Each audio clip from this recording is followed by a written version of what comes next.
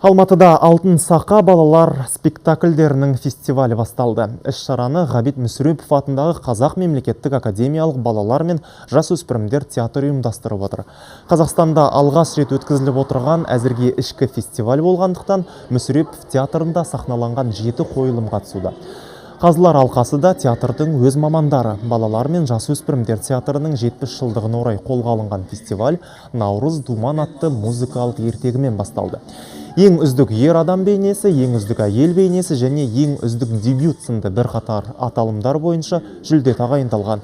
Театр басшылығы Алтын Сақа фестивалін дәстүрлі шараға айналдыруды. Мемлекет қолдап жатса, тіпті республикалық деңгейде өткізуді жоспарлап отырғанын айтты.